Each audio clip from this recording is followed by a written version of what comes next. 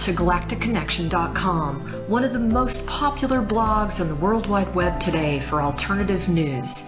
Stay tuned for the latest information on our world shift from enslavement to galactic involvement, as well as current intel on any blockages impeding us from our sovereign birthright. Knowledge and self-mastery are key at this time. Our commitment is to present you with the latest breaking conspiratorial articles, off-world messages, exopolitics, cutting-edge technologies and sciences, and also an ever-significant intertwining of spiritual support and metaphysical scope that one needs to dive down the rabbit hole in search for truth with balance. We are truly on the horizon of a new golden age filled with the promise for more love, worldwide peace, and accelerated intuitive skills, where every living being can exist in cohesion and abundance. It is whatever we envision and dream this new world to be. I say to you now, let's redefine the new world to the beginnings of our own precious heaven on earth. Galactic Connection is here to provide the pulse of Mother Earth through an eclectic range of interviews each Tuesday afternoon from 3 to 4:55 p.m. Pacific Standard Time, Station 2 on BBS Radio, expanding your perspectives on how we can once and for all take back our freedoms, our joy, and our connection with our mighty I Am presence. Our intention remains true to connect hearts and minds everywhere in order to obtain global unity and galactic and universal acceptance. Our discussions will continue to cover anything to do with galactic society and our involvement with our galactic brothers and sisters. Our guests are experts in their fields, and our radio shows have been coined as some of the most thought-provoking out there. In addition to our daily blog, which runs 365 days a year, we also offer a realm of healing services such as our world-renowned implant removal processes, our spiritual past life clearings, our galactic violet ray alchemy from Alexandra, who shares in the lineage of Merlin, and other cutting-edge healing technologies. Check our site out at galacticconnection.com now, sending you a wave of light, love, and inspiration, and a personal hug and thank you for listening to our Galactic Connection radio show and visiting our blog today.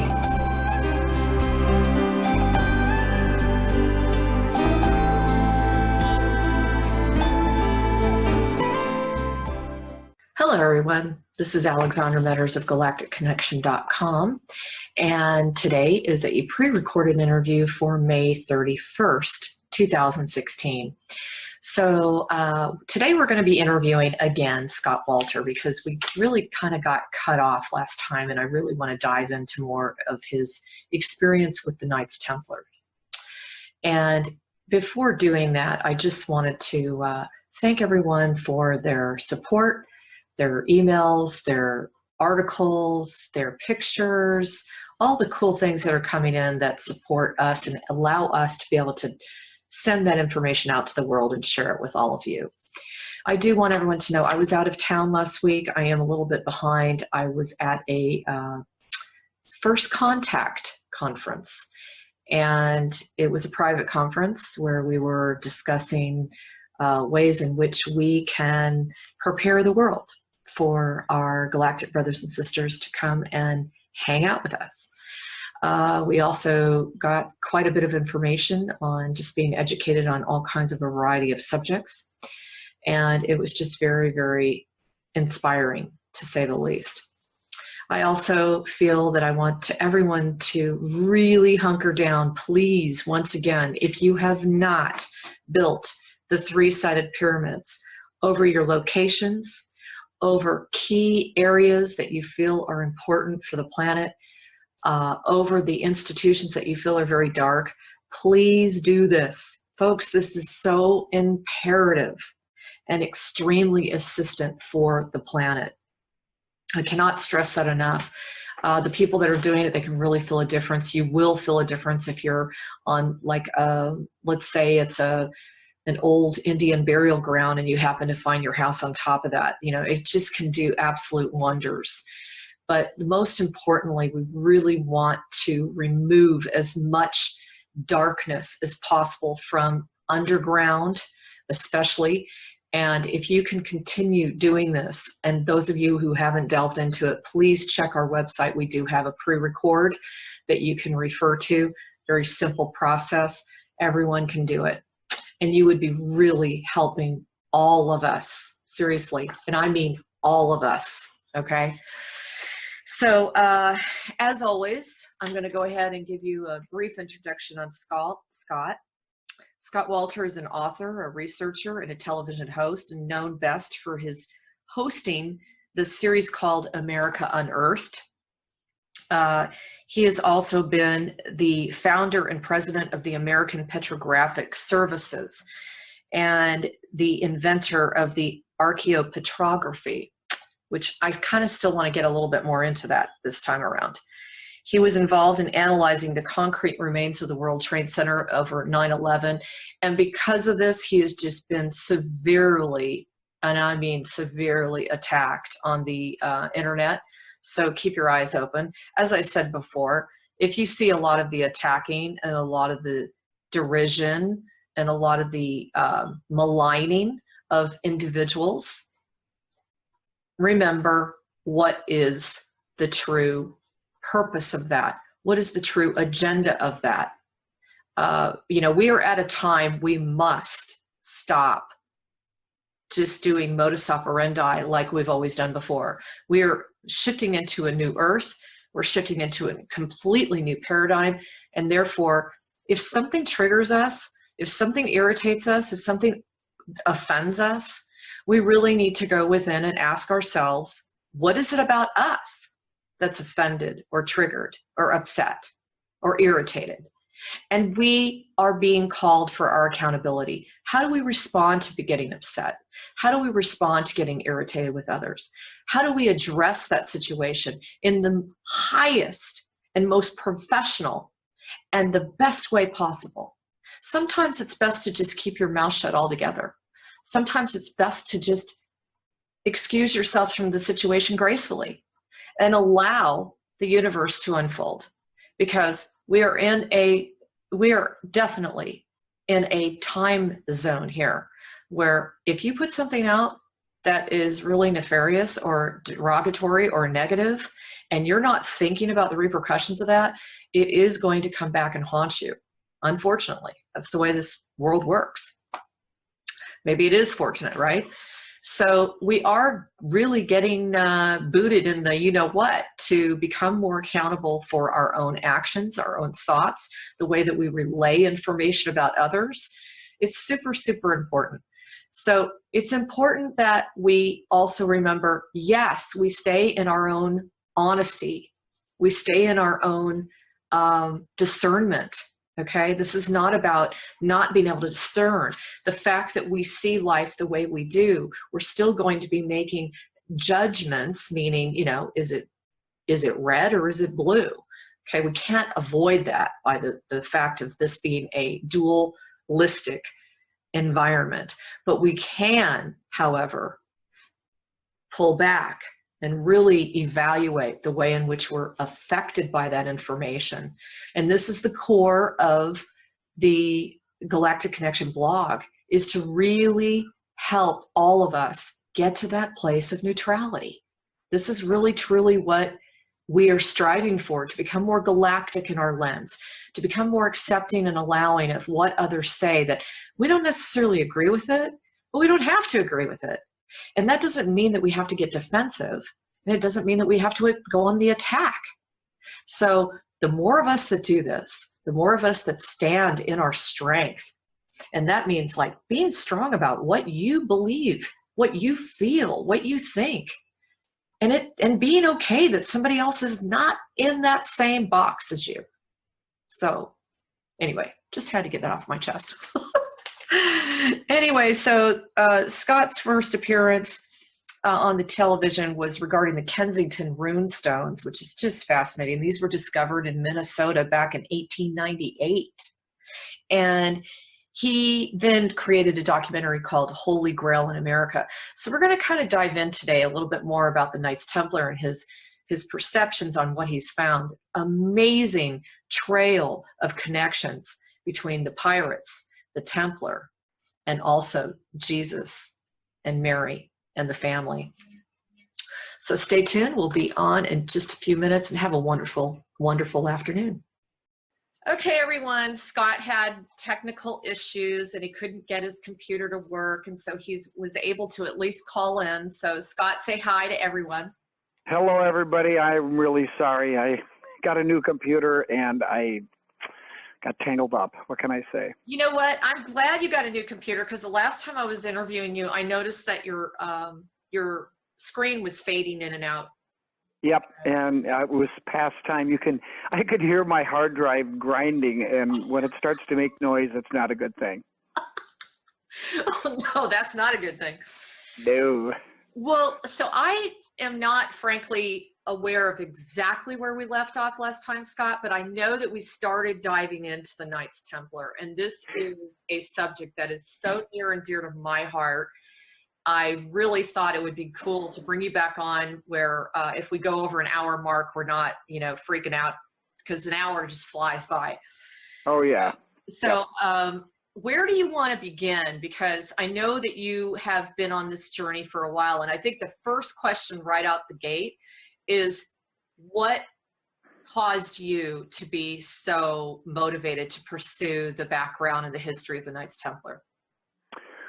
Well, it wasn't so much of a motivation as it was a necessity as I was working on the Kensington Rune Stone, because it didn't take long for me to realize that that's exactly where the investigation went. It went directly to them.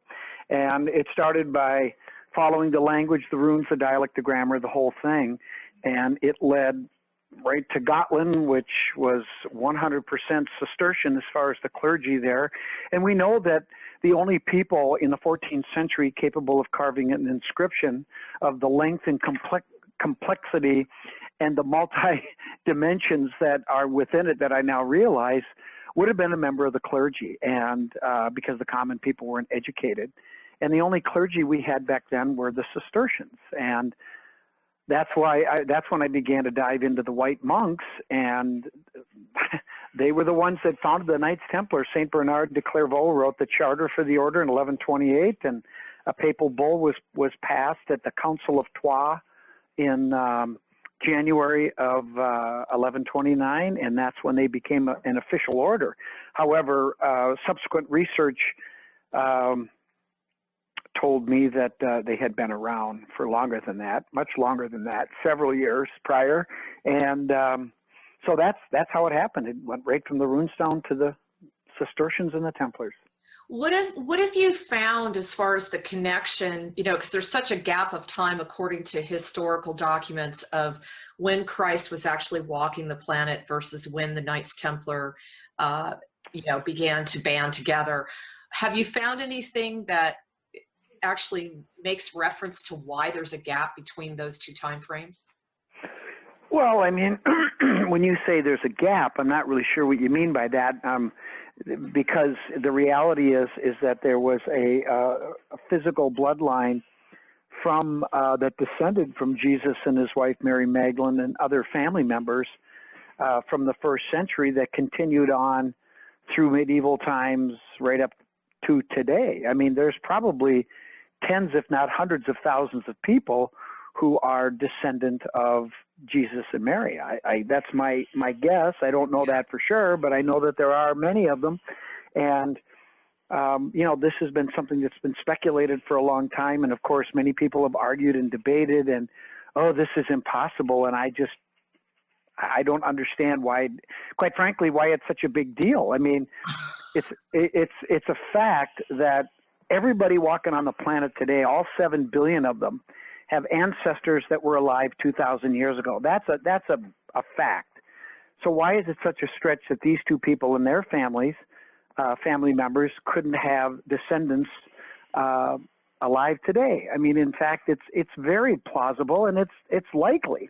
So to me, it's not a big stretch. I mean, the reason people get excited is because of who this person is and what his supposed story is. Now, the church has one story of painting this guy out to be the Son of God and some divine being, but if you put if you put faith on the sidelines for a second and you just look at it pragmatically,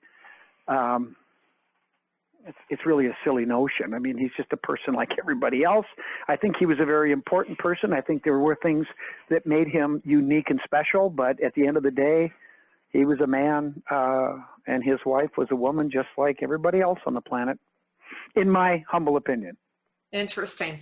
And let me rephrase what I was actually alluding to, and that is, what have you found in your research as far as the bloodline between the time of Christ and the time that the Knights Templar began? Well, we have groups of, we have family members, or I should say families of people who were involved in, well, first of all, I think we can look at certain genealogies and we can see that there are people that appear to descend from these people. We have DNA evidence that suggests these connections. But if you look at these people throughout time and throughout history, they have a consistent ideology that they constantly were trying to preserve and protect, that was diametrically opposed to not just the Roman Church, but other forces at work that were trying to control these people and their assets. And so, you know, this is a push-pull that you have that goes on with all kinds of cultures, all kinds of people, and it's just a never-ending battle. But these Venus families, as we call them, have been involved in some of the most important historical events in recorded history as we go through time. And when you start to put together some of these family threads, you see these people showing up time and again in very important positions, involved in some of the most important historical events in history, such as people like Bernard de Clairvaux, who joined the Cistercian order in 1113 with 30 family members, including uncles who were some of those original 9 knights that legend has it went to the Holy Land in 1109 and was there for 9 years. In 1118, they left the Holy Land and reportedly had dug under the Temple Mount and discovered fantastic treasures. Now, that's a fantastic legend. The question is it true? Mm-hmm. I personally think it is. I'm 100% confident that it is.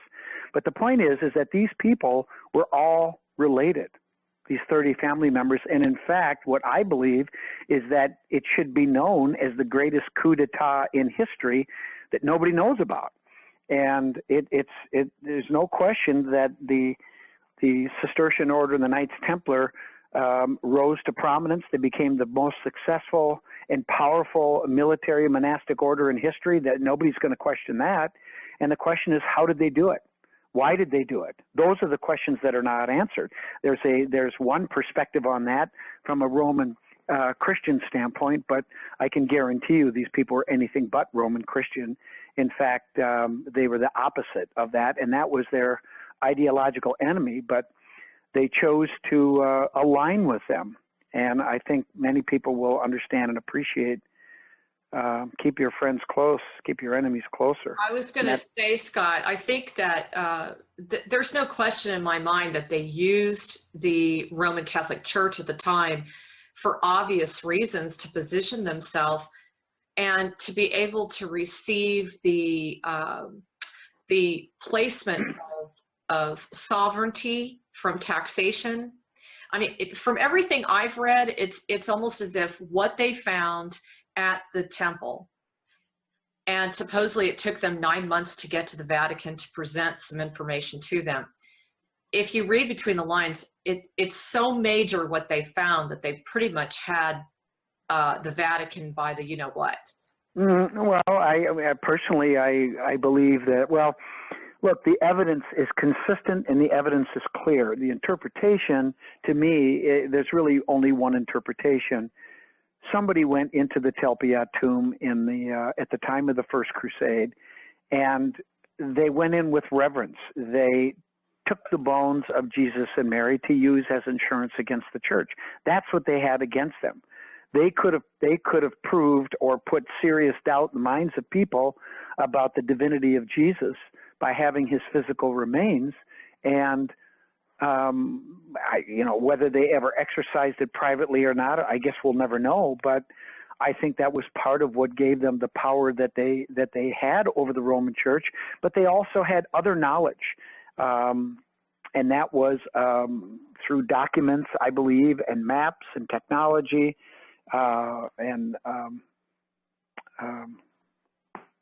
knowledge is the most important thing. But they knew about the other lands that were across the ocean, and they knew what was there, including great wealth. And they had strategic allies in the Native Americans. But this was another thing that they had, but they kept it very quiet, very secret. And of course, people say, well, where's the evidence of that? Well, the Kensington Rune Stone is absolutely a Cistercian Templar document, and it should be treated with more respect instead of being dismissed and treated like historical garbage as academia does right now and have done for the past century. I mean, it's amazing to me that there isn't more intellectual curiosity. There is no evidence to prove that it's a hoax. And in fact, all the evidence proves that it's a medieval document. And it's mind-boggling why people are so resistant to accepting that fact.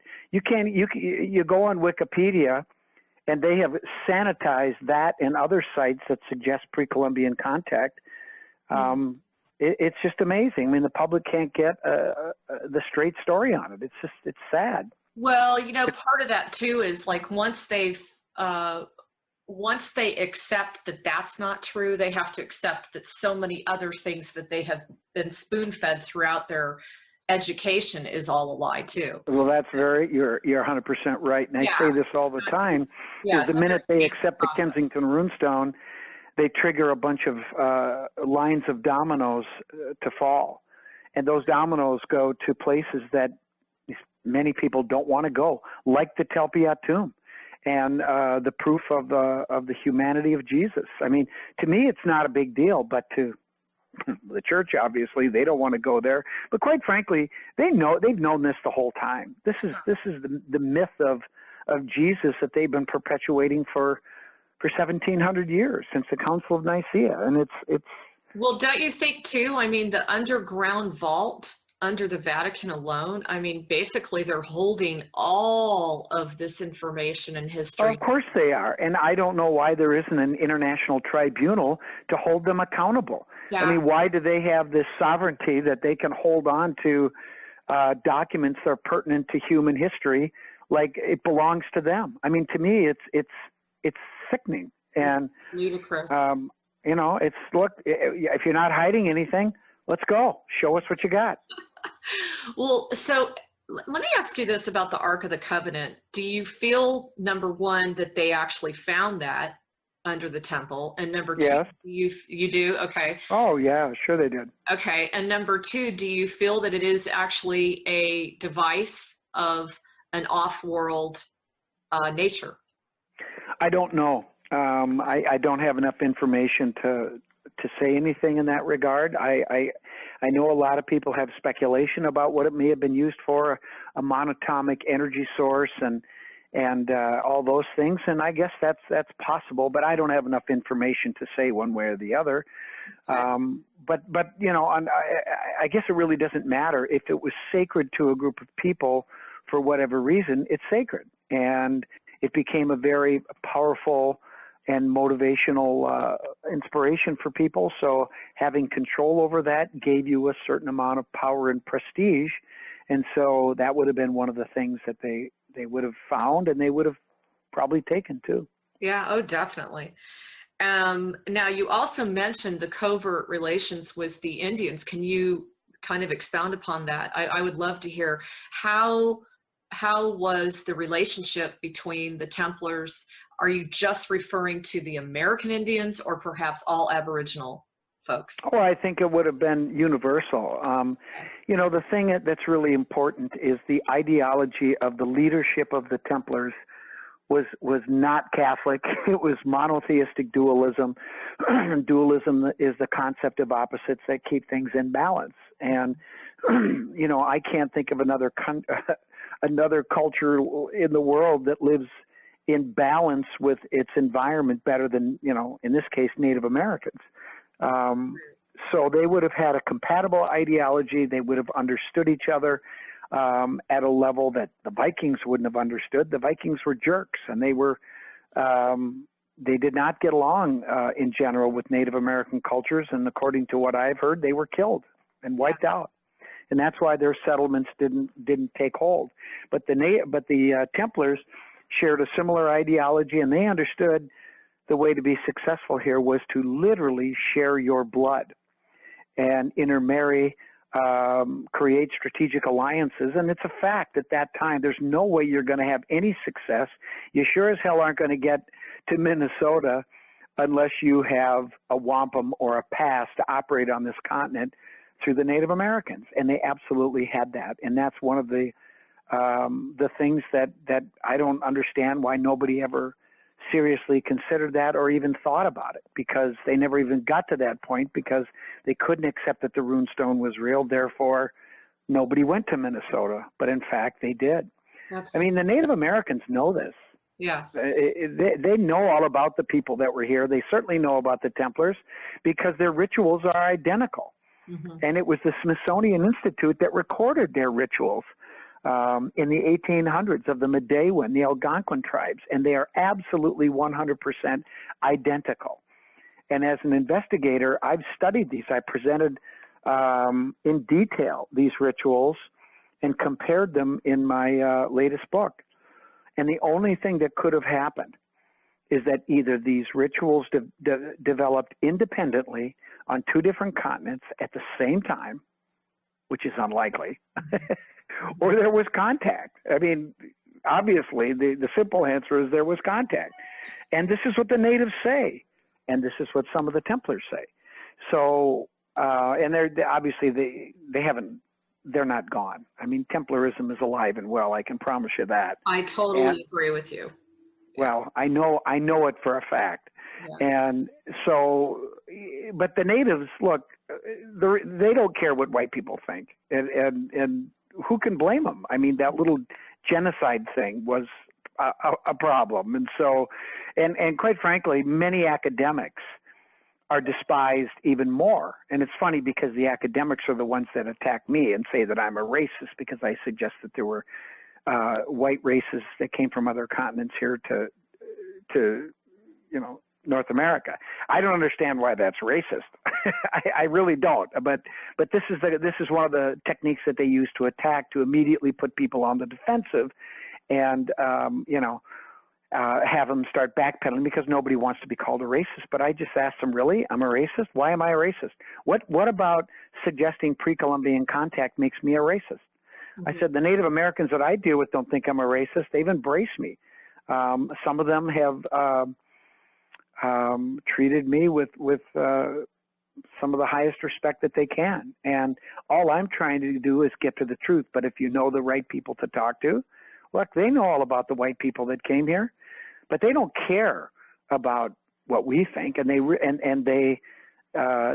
the fact that many academics are trying to tell the world about their culture. Yes. When and they were the ones that dug in their mounds and collected the remains of their ancestors. And I tell you what, how would we feel if the same thing happened to us? If somebody went and dug up my father or my grandfather or my grandparents, I'd be pissed off too. Yes. So, academia is completely dishonest in their argumentation. Either that or they're incredibly naive or stupid to think that the natives don't know anything. I mean, give me a break. They know all about it. You know what, Scott? That's becoming more and more exposed as to it's just another vehicle of another avenue to control the thoughts of the masses, and mm-hmm. what better avenue to use than the educational system? So, of course, it's all part of the matrix. I mean, I'm not surprised at all, nor should anybody that's listening to this interview. But I wanted to go back to the pre-Columbian contact. Can you tell us a little more about what you found as far as the contact at that time? Well, I mean, if you're talking about the Templar period, I mean, that began in earnest really in the latter part of the 12th century, and there were many secret trips that took place here. And the natives were their strategic allies that helped them you know, I mean, when they went from tribe to tribe, you have to have basically a pass, or you have to have somebody guide you and introduce you and let people know that you're okay. And so, and the Templars went all over this continent. My gosh, they were everywhere. And so we know that happened, but, you know, they wanted to keep that alliance quiet because in large part they were trying to hide from the church, and they wanted to set up a secret sanctuary, and this was the sanctuary. It was began by the Templars, and the job was finished by the Freemasons. And in case anybody hasn't figured it out, is there an ideological connection between the two? Of course there is. Yes. And anybody that wants to deny that is just simply dreaming. Even many Masons don't fully understand, appreciate, or accept that there is that connection. But it's there. Yeah. It's absolutely there. And I believe that our founding fathers, certain members of our founding fathers, like Thomas Jefferson and Ben Franklin, perhaps George Washington as well, knew about these early trips here and probably knew about the Rune Stone and some of the other land claims that were placed here. And they just kept it quiet. It was part of a continuous thread that was passed on mouth to ear over the centuries with certain secret societies. Yeah, and you know, that mouth to ear is just a classic example of the highly enlightened way that secret societies would share information. It was never written. That's right. It was from master to teacher, and therefore also honoring the perception of the student itself. What did the perception of the student bring to that information and that knowledge? Well, and I think people need to keep in mind that when you're talking about natives or Freemasonry or Templarism or any secret society, any enlightened group of people, when you are invited into an order, whether it's a Native American, a Masonic order, whatever, first of all, it's an honor and a privilege. Mm-hmm. And you are paying attention. And this information that's passed on to you is very important. It's not so much what the information is. The point is, can you keep it secret? And so it's, as I said, you know, the initiate is paying attention. You know, a lot of people and even some academics have dismissed this oral tradition as the telephone game. And, you know, there's no way that this information could have remained intact over generations and centuries. And that's just simply nonsense. I mean, is it going to be preserved in a perfect way? No, but the basic message and understandings are preserved. And it's not the telephone game at all, because usually this information is passed on during a ritual where there's a lot going on. So it's a multi-sensory experience. And when this information is passed on, you're paying attention. And you are, it's a privilege, it's an honor to receive this information, to be part of these groups. And anyone who calls it the telephone game is insulting the people that they're talking about. Right, and not appreciating the true beauty and gift that you're being given just by the opportunity to hear the information in the first place, let alone be a possible selected party to participate. Absolutely, You know, absolutely. Yeah, I mean, I mean, one of the things that's always intrigued me a great deal is how many YouTube videos, how many books have been written about the Knights Templar, and how much information now is being dispersed out there about how they actually were part of the Baphomet. And they were actually worshiping supposedly a goat head that spoke to them. Do you have any comments on that? Well, I think you've couched it. I think it's an oversimplification. That's not really what's going on. No, and I think I will just leave that one alone, to be honest with you right now. I don't want to perpetuate that because it's not accurate. Right. Yeah. But that's, you know, it's like anything else. When one group that's opposed to another group, one of the things they're doing is they're going to perpetuate negative propaganda and make them sound like these people are crazy or there's something wrong with them, and that's part of it. In this case, that's not at all what it is. It's a deliberate misinterpretation of something else. So, Scott, let me ask you this. At the time of the so-called torturing and inquisition of the remaining Templars that were stayed behind. Now, from what I've read, which really resonates with me, thousands upon thousands actually escaped this edict, and very secretively. They were tipped off. They were tipped off prior to the arrest. Okay, and I agree with that. And you know, I actually I do believe in past lives. I'm not sure if that's something that you believe in, but I do believe that did occur, and that thousands of people were able to you know, basically flee before it got really bad. But my point is, I read in one book that was it 66 that remained behind? No. Well, at the time of the arrest order, we have the names of the knights that were arrested, and I think it was like 600 something in France, and I think like 2 in England. But the Templars were a multi-nation, multi-international organization. So, for example, in Portugal and Spain, they were unaffected. In Scandinavia, they were unaffected. And in many other countries, Italy and it goes on and on. They weren't affected at all physically by the put down. Now they were persona non grata at that time, and they were officially disbanded by the Pope. But you can't kill an ideology. You can kill people, but you can't kill a belief system. Right. That belief system continued on. It just went underground. And in fact, in Portugal, the Templars were fighting the Moors who were attacking the south, and they were the hired military for the King and Queen of Portugal. And they basically said, what do you think, I'm going to disband my army? Forget it. So all they did was to appease the church, they changed their name to the Order of Christ, and they continued on.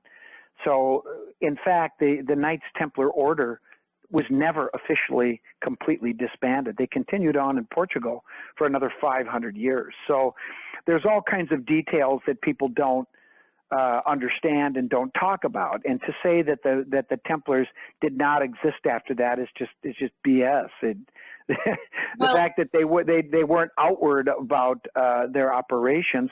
I mean, they were, you know, and their base of operations was in France, and so it was a serious blow to the order.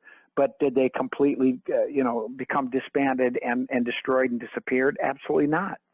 Well, I think what I'm trying to say is that thousands of them escaped, and they actually made a decision that a certain number of them, I'm not saying generally all of them, but I think a certain number of them already knew that they were going to face this as their death so that they could protect the other thousands. Well, yeah, I think some of the knights, probably a lot of them, were elderly, and you know, Jacques de Molay gave himself up. He knew that this was going to happen, and he gave himself up for the good of the order. And so I think there were many others that probably did the same thing. But you know, like I say, 600 men sounds like a lot of men, and it is a lot of men. But in the grand scheme of the size of the total order, and you got to remember, the Cistercians were also part of it. There were tens of thousands of Cistercian monks. The Templars were Cistercian monks. They just served a different function within the order. Obviously, they were the ones that carried the swords, and so they were very powerful. And you know, as long as you've got a military force behind you, you're going to be a force to be reckoned with, and certainly the Cistercians were. But not coincidentally, when the Templars were disbanded, this also led to the beginning of the downfall of the Cistercians. So it was a significant blow, but it was far from the death knell to the order. Yeah, I agree. And in fact, I mean, one of my ideals here is that there are those walking amongst us that we refer to as the White Knights that are on the planet right now as we speak, that are doing a lot of the behind the scenes assistance in bringing down this maniacal matrix. And I do believe the Templars are behind it. That's just my opinion. Well, I can tell you that, when they're initiated, they have a certain, they take a vow to do certain things. Yes. And in my opinion, those vows are to do positive things in the world. So however they do that, I think every person who is either a Templar Knight or a Freemason takes a vow to do positive things to try to make the world a better place. Now, there's many ways to accomplish that. There's many different avenues that need to be addressed. So it's not everybody is doing the same thing. But in the end, I think everybody's like-minded to try to make this world a better place. And that can encompass a lot of different things done in a lot of different ways.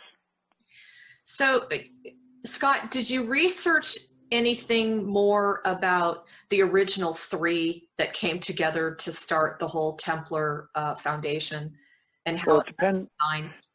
Well, I don't think it's that simple. I think if you look at the history of it, if you can get all of the history, it's very hard because a lot of the activities of some of those original Venus family members it's not easy to find if you can find it at all. There were a lot of things that went on in the planning of this order and the Cistercians that simply was not written down. But if you know who to look for and who these people are and you research their activities, you can learn an awful lot about how this whole thing came together. But it didn't start in 1100. This ideology has been around had been around for 1,000 years prior. Mm-hmm. It was just operating under the radar, and it's unless you know what to look for, it's very difficult to fully understand it and appreciate it. Yeah. Now, how do you feel about this? I was wondering if also what they found under the temple was mm-hmm. in fact very detailed information about how the world would be compromised by very dark agendas, and how there was actually a plan to counter that darkness. And well, I don't know if that particular I don't know if that specific information was in there. I guess it could, perhaps it could be interpreted that way. But in general, there were documents that talked about things that had happened in the historical past. There were maps, there was genealogy, there were official documents, and navigation devices, certain technologies, and remains, as well as gold. I think the Ark was one of the relics. I think the golden menorah was one of the relics. There were many things that were down there. It wasn't all just one thing. Exactly what was in those documents, exactly what's in, the maps and everything, that we simply don't know. I can speculate, but I think it helped them with their secret operations on other continents, including the Americas.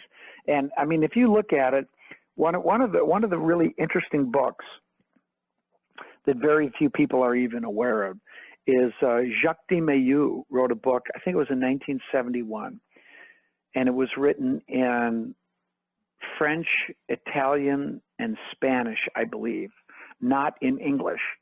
And I still don't think it's been translated into English, but it's called Les Templars in America.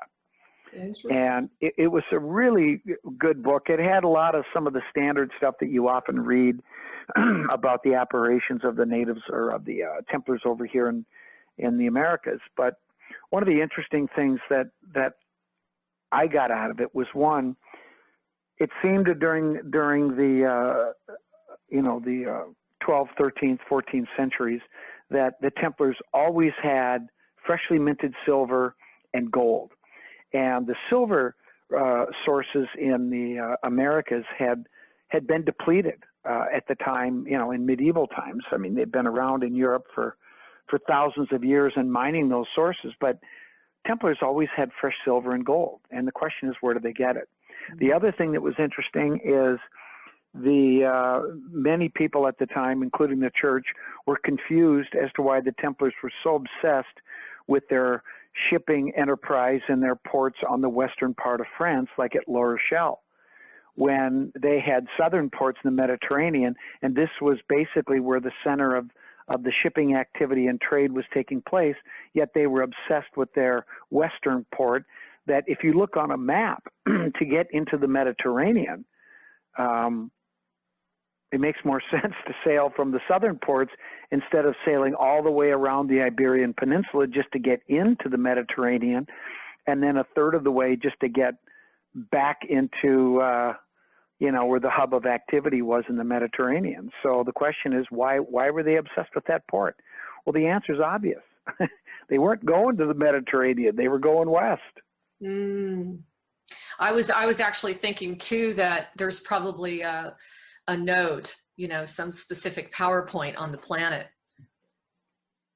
A PowerPoint? Yeah, like a node or a ley line. Oh, well, yeah, there's certainly ley lines, and they definitely had the ability to pick up on gravity highs and density and differing densities and geological formations. It's interesting, too, that if you want to find unusual artifacts or sites, we have a disproportionately high percentage of them that occur at meteorite impact locations. Wow. Extraterrestrial impacts, yep. Very interesting. Yes, it is. How did they know that? Well, they were able to pick up on the gravity highs. And the concentration, oftentimes when you have an intrusion into the crust of the earth, this will set up convection currents of magma, and it will concentrate base metals along those fracture lines. So a lot of those high gravity areas tend to have minerals like gold and silver. Very good point. Wow, thank you for that. So back to the Templars taking ships back and forth to the Americas. Mm-hmm. How far back do you think that was actually going? Do you think this was happening before the Templars actually were called the Templars? And there was. Of course. Yeah, look, you've got the Tucson lead artifacts, which are 32 lead artifacts that have Latin and Hebrew on them.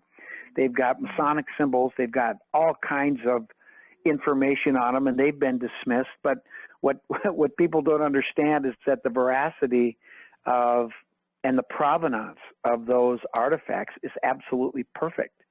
They're absolutely genuine.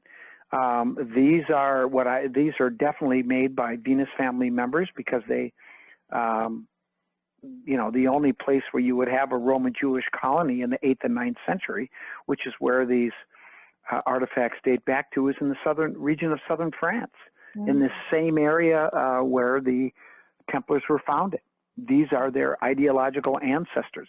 Then you go and look at artifacts like the Bat Creek Stone, which dates back to the 1st century, Paleo-Hebrew. How did that get there? How did that get into a Native American burial mound? And the only reason that artifact that we know about it today is because the Smithsonian screwed up. They thought it was a Paleo-Cherokee artifact. They didn't perceive it as a threat to the paradigm. And then in the 1960s, 70 years after it was found, over 70 years, it was realized that it was actually Paleo-Hebrew, not Paleo-Cherokee. Wow. And of course, the Smithsonian's immediate reaction wasn't, well, this is interesting, maybe we should take a closer. Their reaction was, it's a hoax. And they've maintained that position ever since, even though the scientific testing of the related artifacts, including C14 and metallurgy testing, have proven that it dates back to between the 6th and 1st centuries. Wow. Amazing. Now, yeah, it's amazing, but you know what? I'm not surprised. I'm not surprised at all.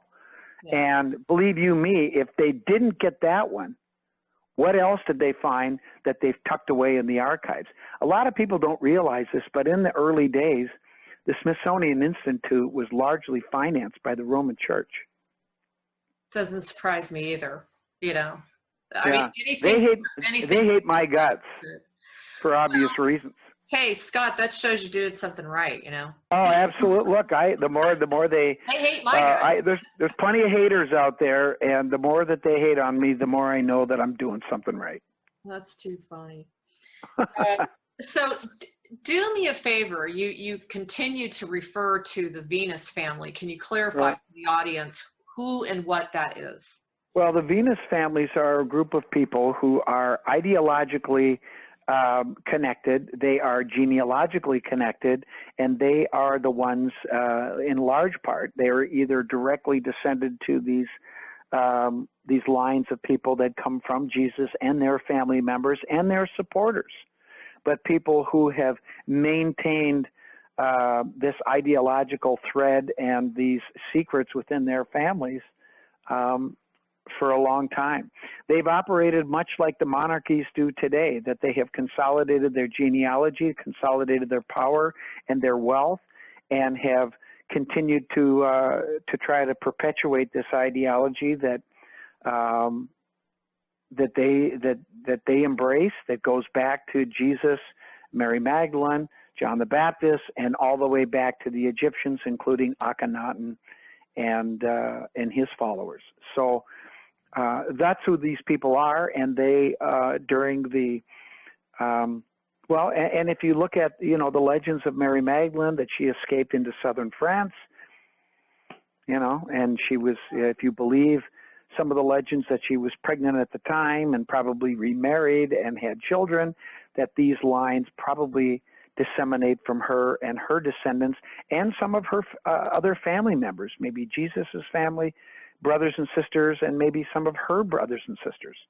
Right. So, which would also tie in with I think there's a parallel between the 12 tribes versus the 12 different lines.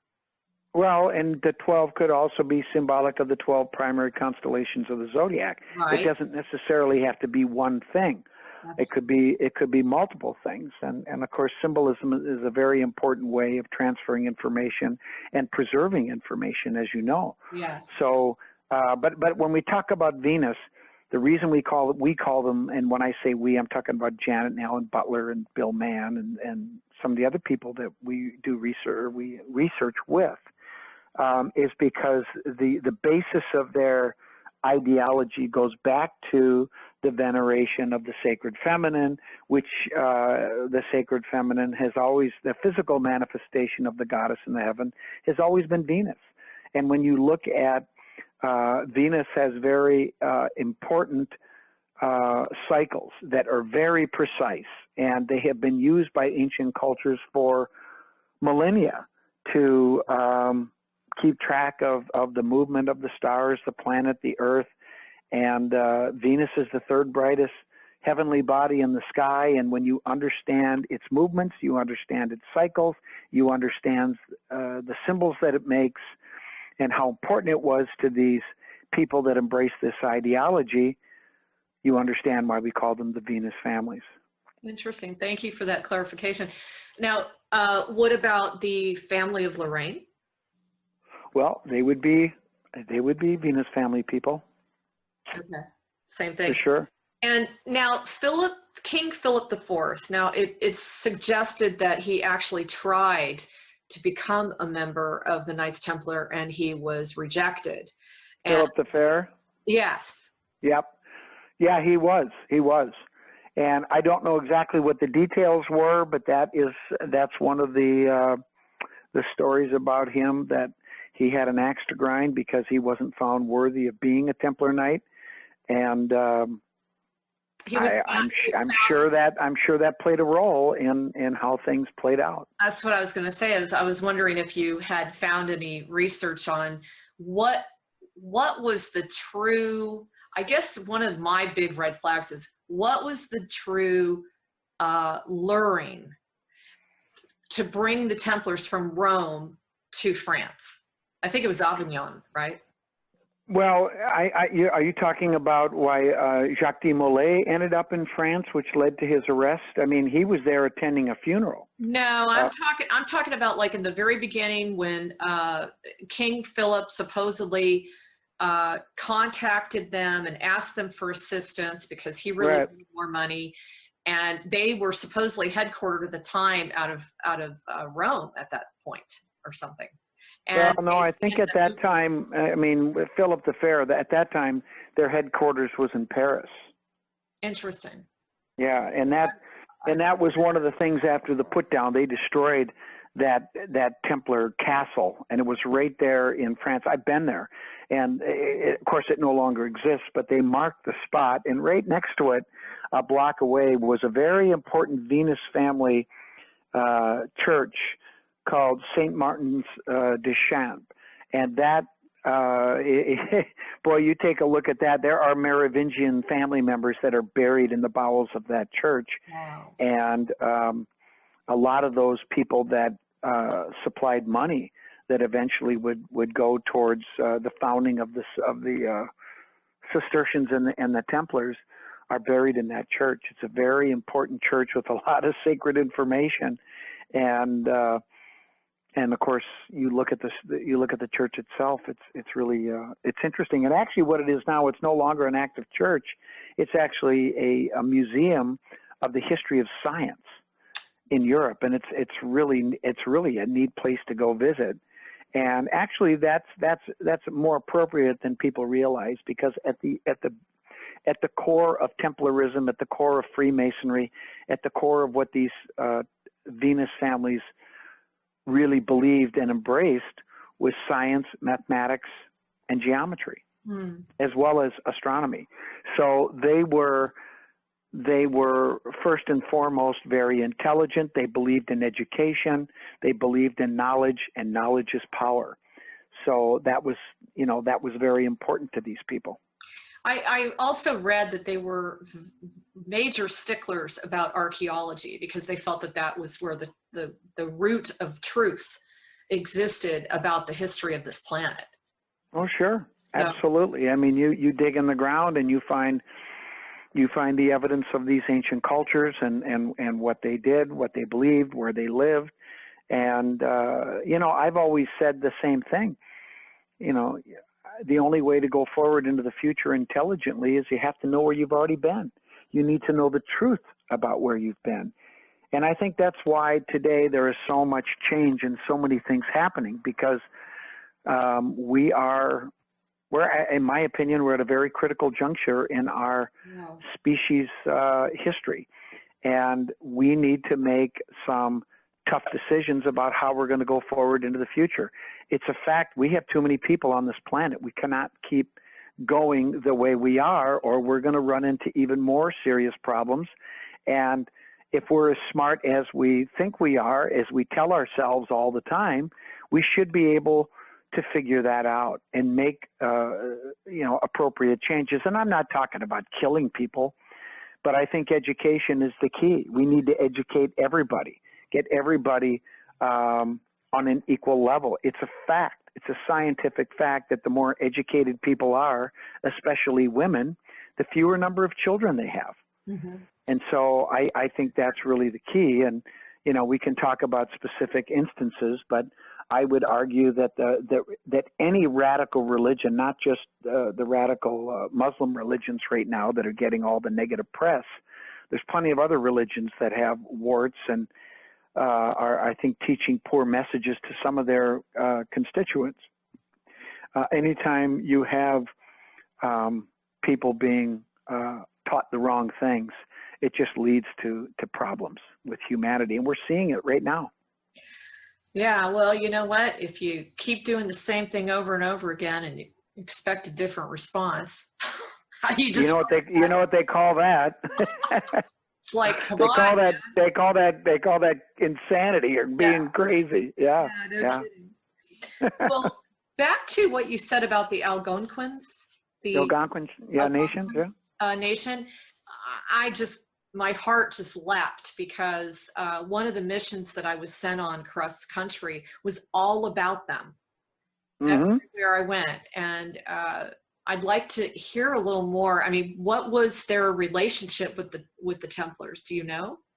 Well, they were blood brothers. That's what they called them to me. They said that they were blood brothers. They literally shared their blood. They intermarried. They shared rituals. They shared knowledge. And look, the Templars warned the natives that the Christians were coming and that it wasn't going to be good. And that's why they left their cities and they went wild, as it were. They had a prophecy that said that they had to go wild. And I think it was nothing more than they did what they thought would give them the best chance to survive by disseminating.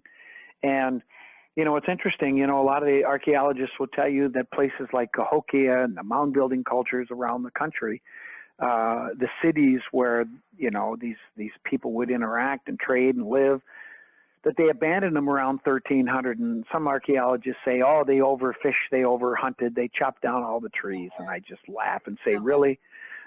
All of a sudden they got stupid right before contact? I don't think so. Yeah. They knew what was coming. They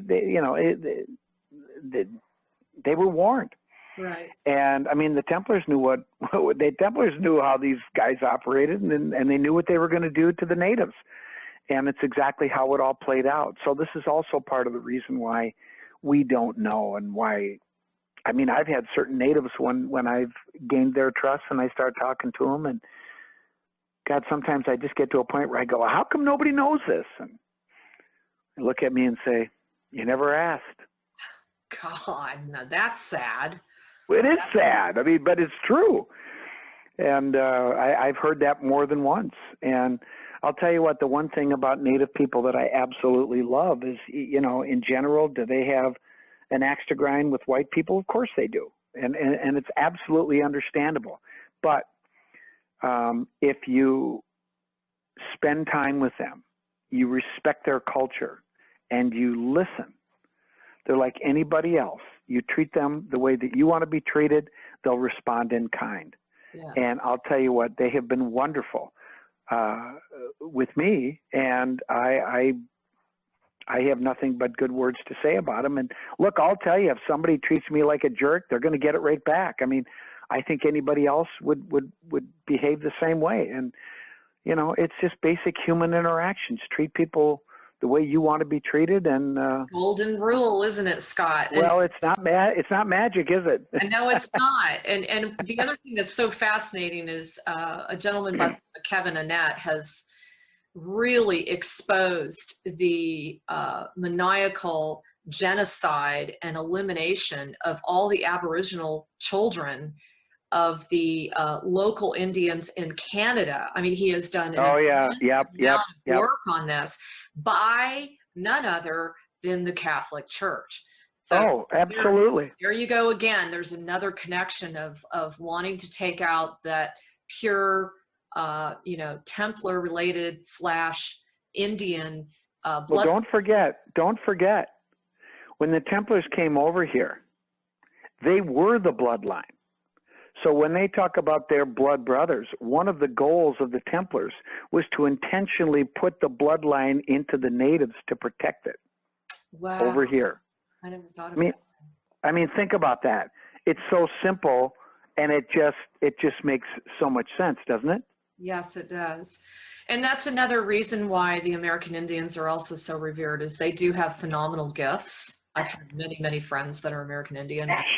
They have just an amazing sensitivity and clairsentience, just these gifts that are. Yes, and they have a way of digging deep inside themselves and being one with their surroundings and nature and all that. And I mean, some people start to think that it's all hocus pocus or woo-woo stuff, but hey, listen, it's nothing more than being respectful of your surroundings and trying to live in balance. And that's not woo-woo, that's just common sense. But so many people are quick to criticize and attack this way of living and thinking, and it's just sad. It's like, they want to live, everybody wants to live and do what they want to do and be respected, and it goes both ways. So, it's not a one-way street. And the natives, we can learn an awful lot from them. And it's, sometimes I'm amazed at how tolerant and patient they are in dealing with, some of us that treated them so poorly. So tell me a little bit, do you know much about the Templars' involvement with the Magna Carta? Not specifically. That isn't something I've really spent much time researching, but I'm sure they, in one way or another, had their hands involved in it. I mean, just by talking with you, it just still boggles my mind how much of what you're discussing is paralleling the new Earth that we are attempting to create.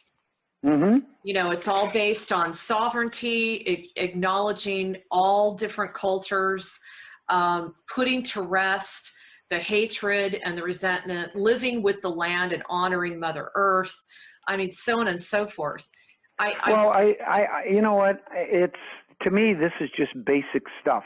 Sure. And I don't think it's unique to Templarism or to any other particular group. I think it's just a common sense thing. Now, there are certain groups that obviously embrace these ideals and act upon them more than others. And I would say that Masonic groups fall into that category and Templar groups fall into that category.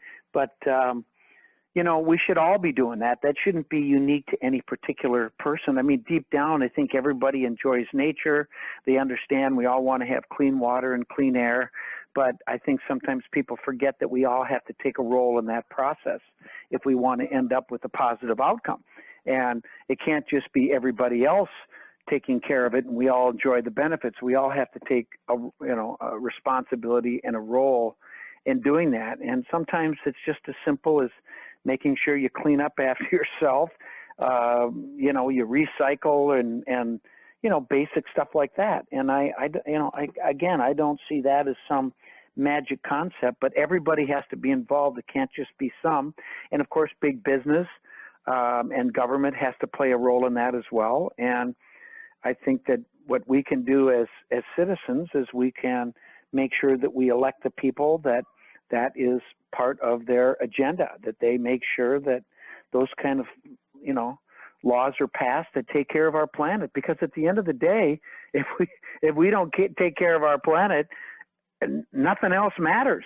What else is more important than, where you live and eat and breathe and the water you drink? I mean, this isn't rocket science, for crying out loud. Yeah, and this is why the sleeping giant awakening is scaring the hell out of the so-called, puppeteers.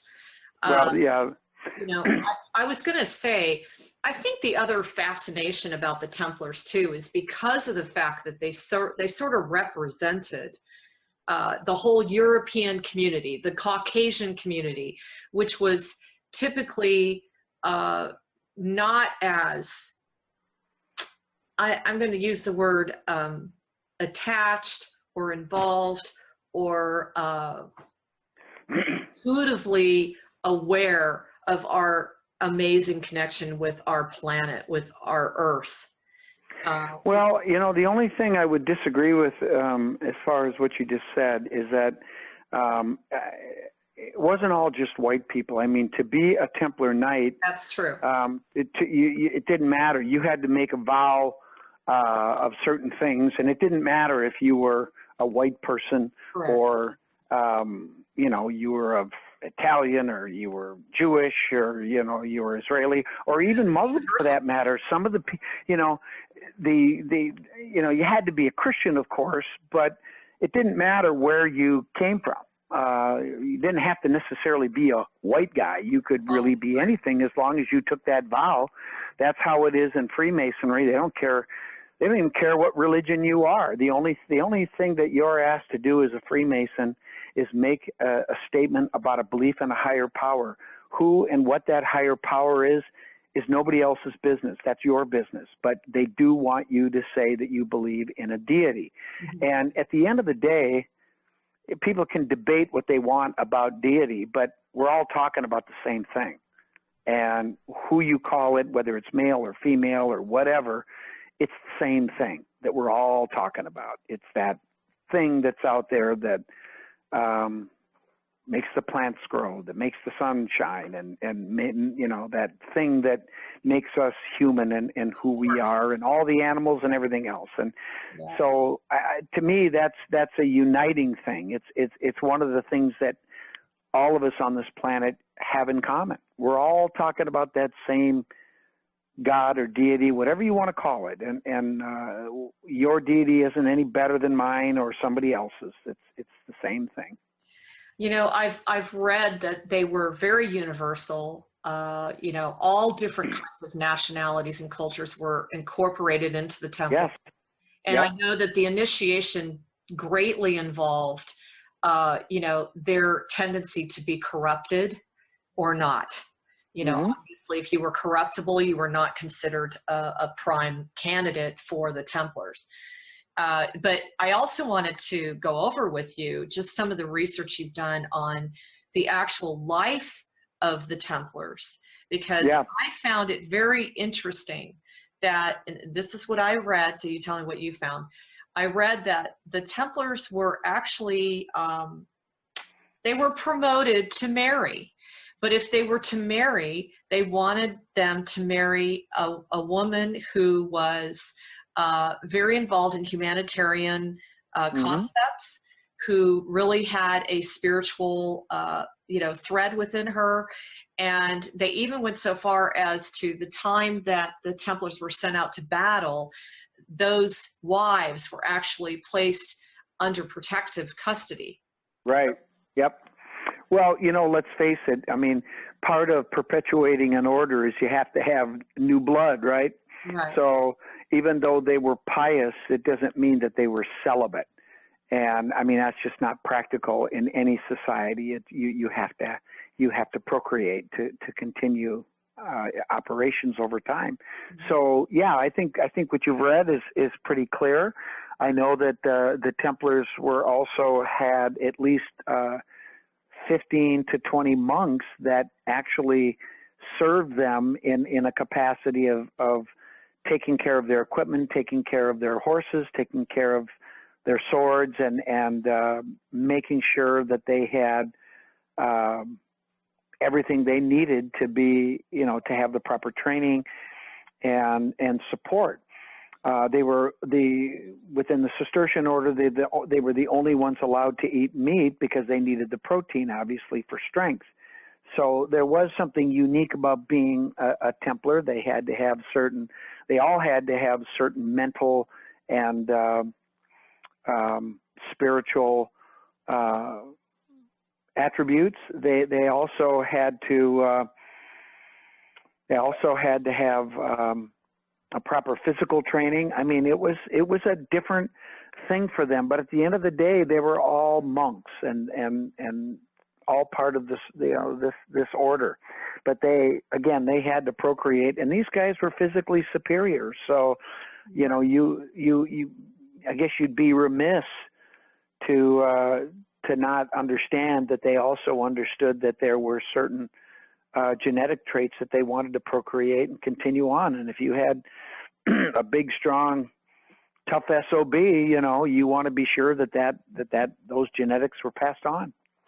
So obviously you agree that they were like a kind of a holy militia. And I think the question I have for you is, at what point did they determine that a battle was worthy? Oops, I think my phone's going to go dead here. I'm going to have to grab the other one. Hang on. Okay.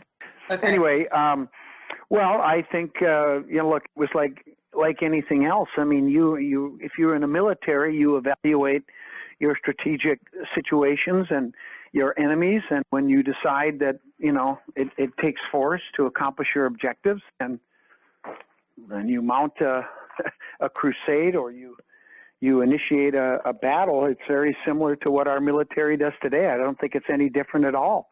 Well, in fact, I thought they might have a little more, what's the word? They might be a little bit more particular in choose the battles that they pick their battles carefully. They were sought after so much.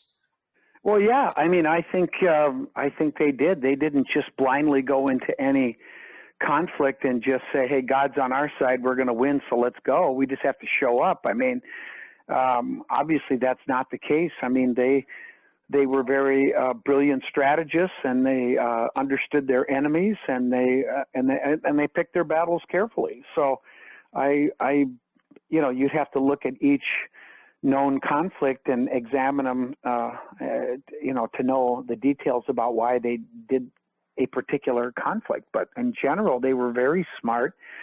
And, you don't hear about them losing too many battles. They certainly did lose battles, but they were brilliant warriors. And, even if they were losing, if they lost a conflict, their enemies respected them for their bravery and their strength. So they were a formidable force throughout their whole existence. There's no question about it.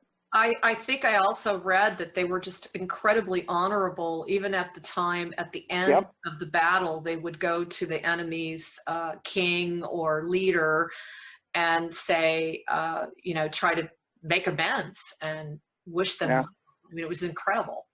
Yeah, in many ways, it's like being a good sport, in a sporting contest. You could beat the guys on the other side, but at the end of the day, they have families and children, and they want to go back to just like everybody else does. And I think that they, for the most part, appreciated that. But when the game is on, it's tough going, and then when it's over, it's over. And I think the same is true in war, Yeah.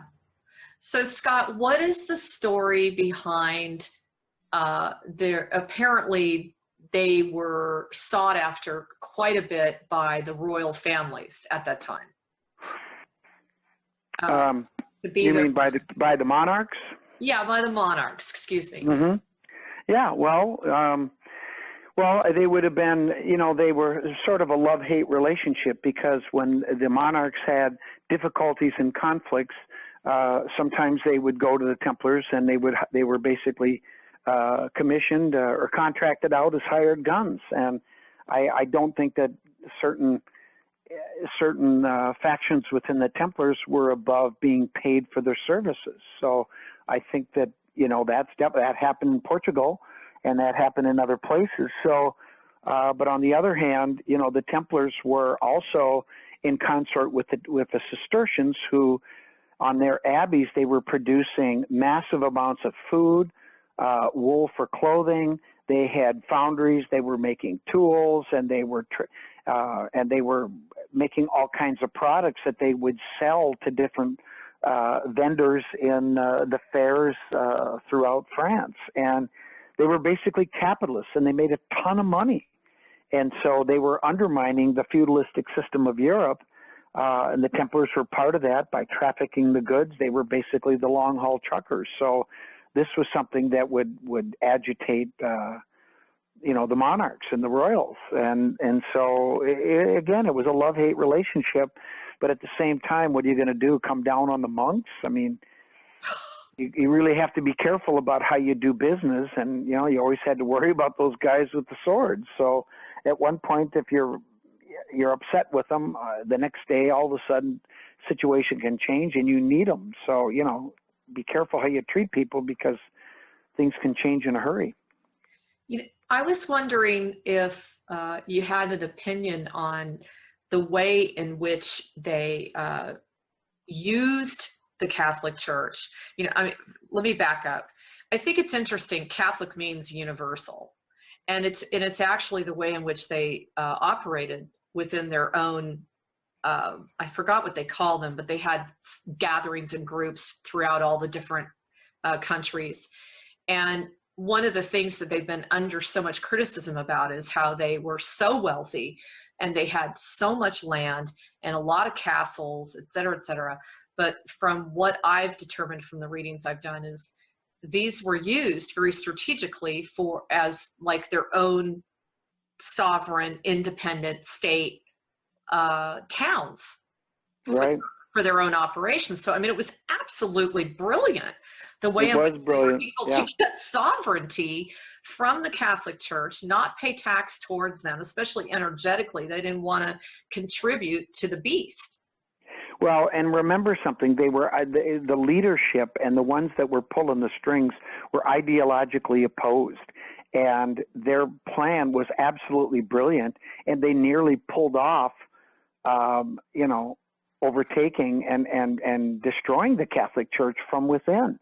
And this is what, and I believe that the church saw it. I believe the monarchs saw it, and they knew that they had to do something, or they were going to be in trouble. These guys were going to take over.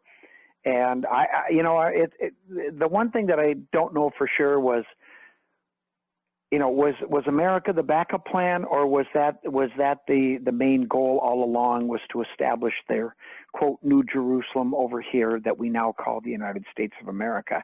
I think in the end that even though they were trying hard to overthrow the monarchs of Europe and the Roman Church, I really believe that their long-range goal was to establish a new place with their strategic allies, the natives, and of course the church and the other forces followed them over here, and it didn't go according to plan, at least not perfectly, but eventually I think we could say that they did accomplish their objective.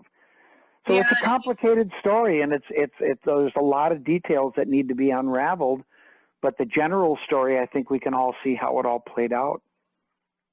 Well, and there too, it seems like they had an uncanny ability to know timing, to know their destiny, especially because of the artifacts and the information they stumbled upon at the time of the temple, and digging. I don't think they stumbled upon anything. I think they knew exactly. They knew exactly what they were looking for, and they knew where to find it. Good point. That's a good point. Because that information had been passed on through these secret societies within a very exclusive group for almost 2,000 years. In fact, one of the new discoveries that I've just made since becoming a Mason was in one of the rituals. I discovered the numbers on the Kensington Rune Stone are within a certain ritual that told me exactly who had the knowledge and how it was passed to the Templars. And that's why they fought the First Crusade, to control the perimeter of the city, to go into the Talpiot tomb, to get the bones that would be their insurance card, and then to dig under the temple to get the things, to get the treasures. In the ritual you learned there were copies of all the treasures, including the Ark. There was more than one Ark. In fact, the original Ark was probably down below in the Ninth Arch. And so every time they were pillaging the Babylonians and such that pillaged the temple, the treasures they took weren't the original treasures. They were copies. And nobody knew that the stuff was still down below, and it was there the whole time.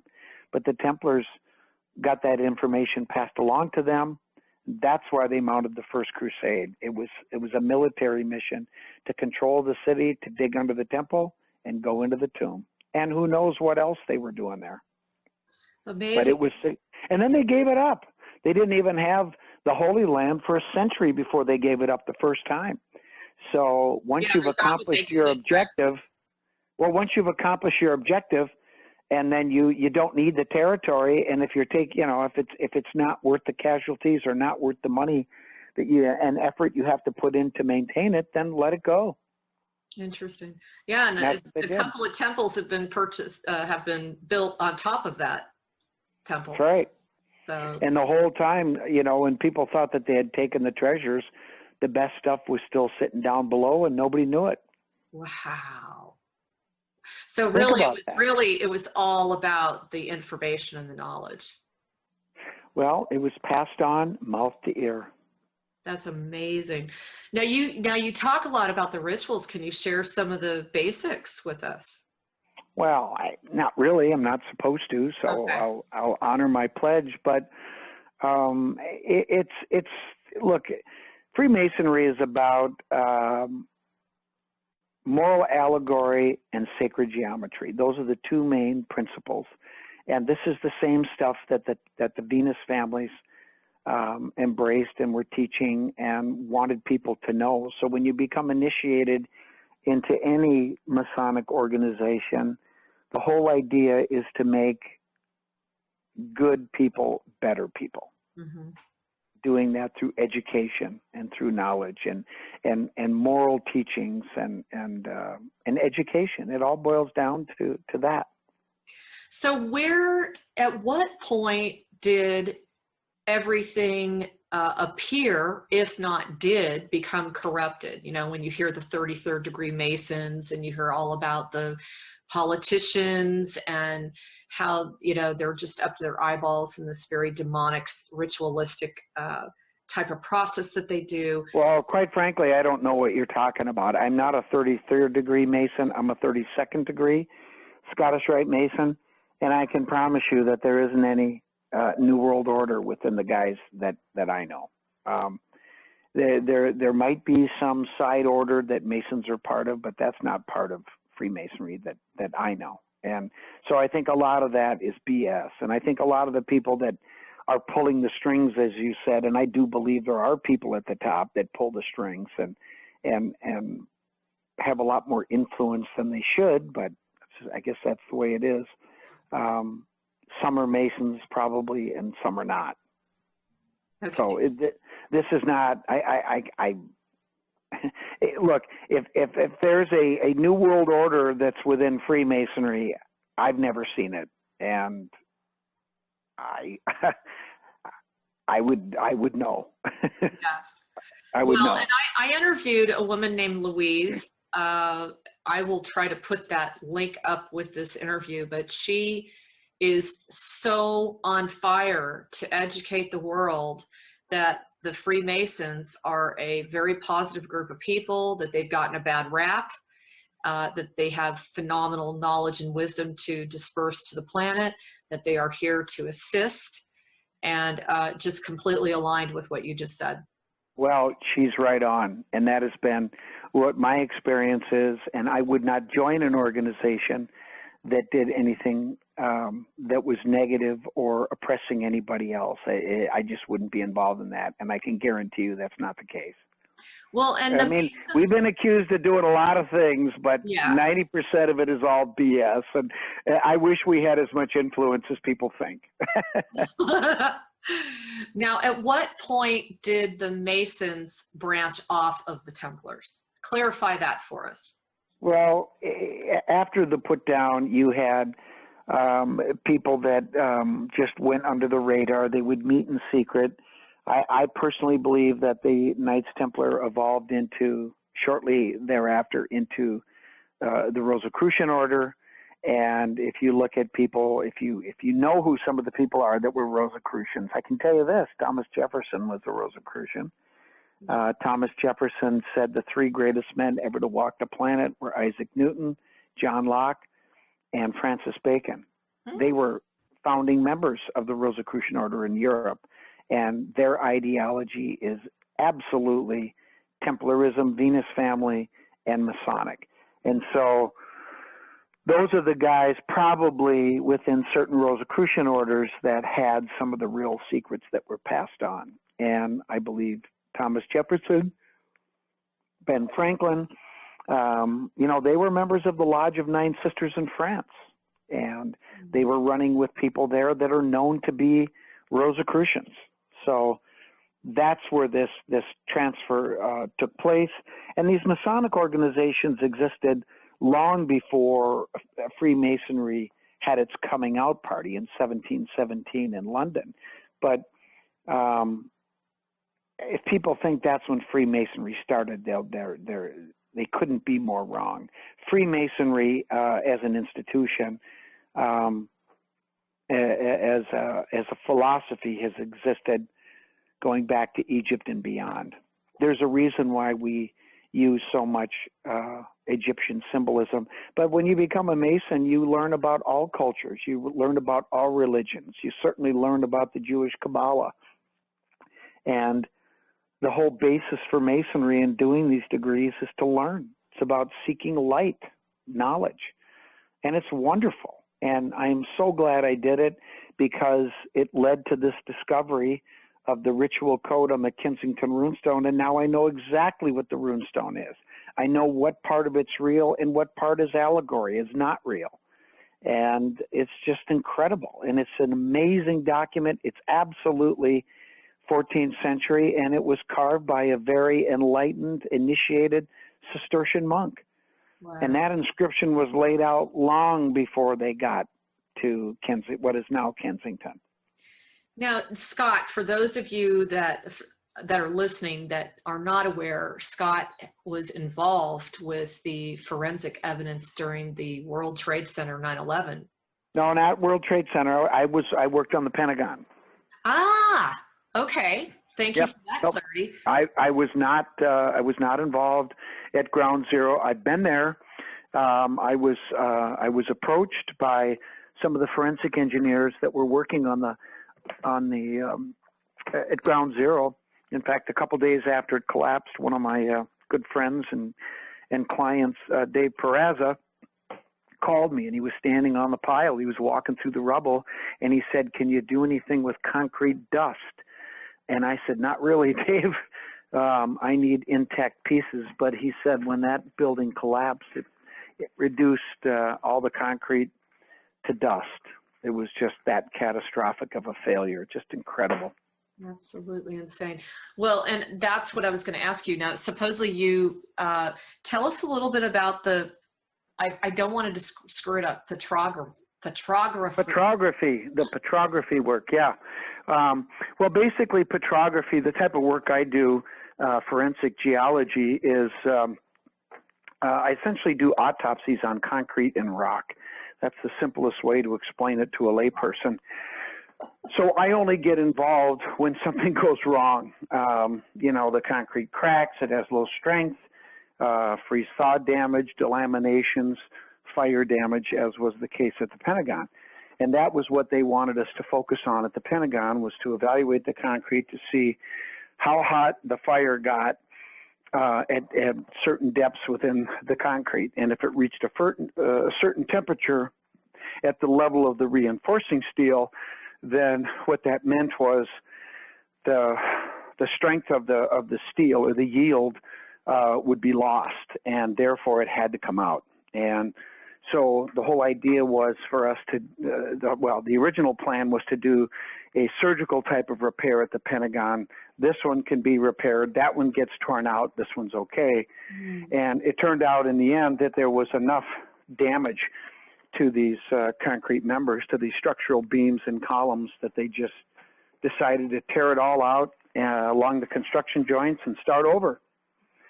So it was a much worse, but it was a very hot fire. It was a jet fuel fire. It was absolutely a plane that hit the Pentagon, and it did a lot more damage than anybody realized.